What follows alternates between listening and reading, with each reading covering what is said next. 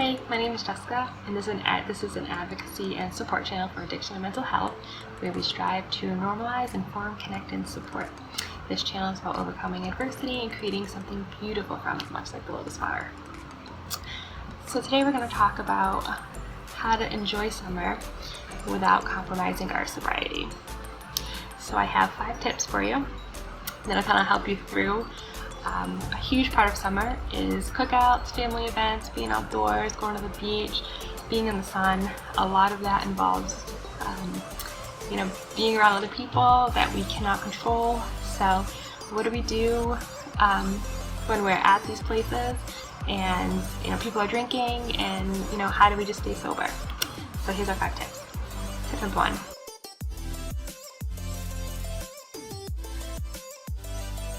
The first thing you want to do is have a drink in your hand.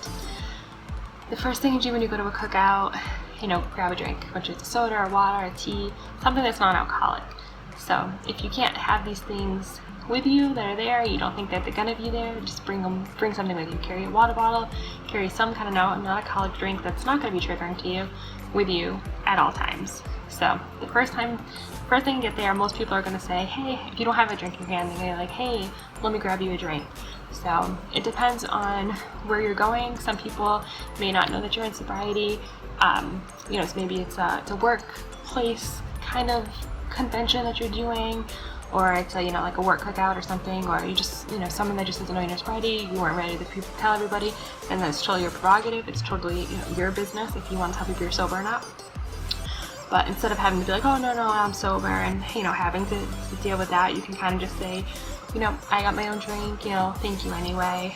Most people aren't going to pressure you into, actually having alcohol, but in the case it does happen, and people will do it to you. So that brings us to tip number 2.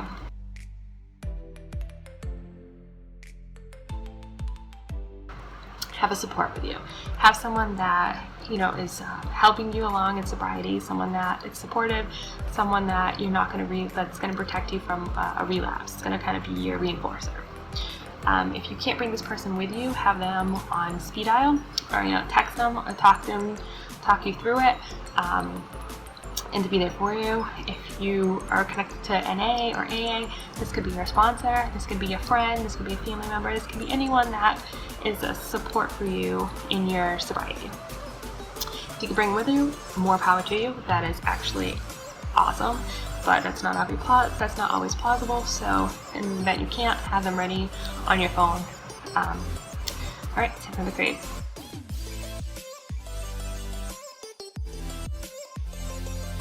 Always have a plan on what to say if someone says, well, why aren't you drinking? Why don't you want alcohol? Just be like, I'm not a drinker, I'm driving is a good one. I have my son and my daughter, I have to wake up early for work. It sounds like excuses, but it's totally up to you if you don't want to say, oh, I'm in recovery. So if you say you're in recovery, that's great. It's just gives you more reinforcement to use that. And this keeps you more accountable, which is awesome, but so not everyone's ready for that.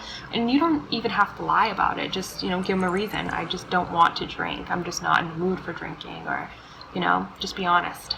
All right, and then tip number 4.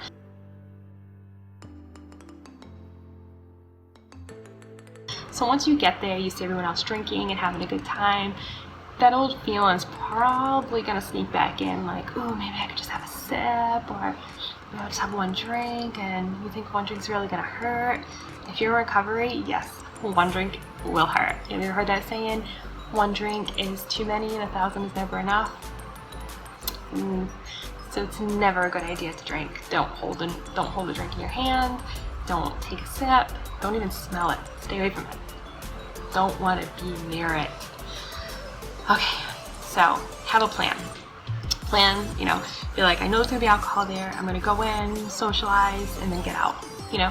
And then have something planned for afterwards. Like afterwards, if you're like, I'm gonna be triggered, hit up a meeting, call somebody. Use your coping skills.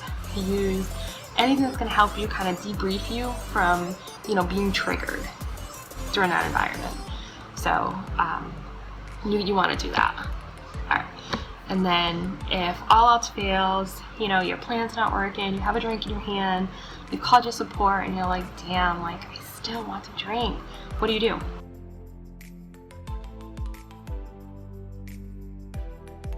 You run. You haul ass out of there. You run as fast as your little legs can take you and you get out of there. Always have an exit plan. So you want to make sure you have a ride back, and that ride isn't someone that's going to be drinking there.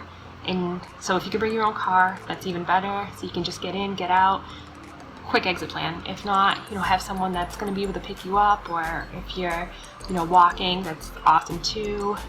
Just make sure you have an exit plan of what to say, what to do, and to get out of there. And you should be thinking these through before you go to anywhere that's going to be serving alcohol. And if you have these tips with you and you know ahead of time, you kind of know, kind of get a feel of what's going to be there, these will definitely help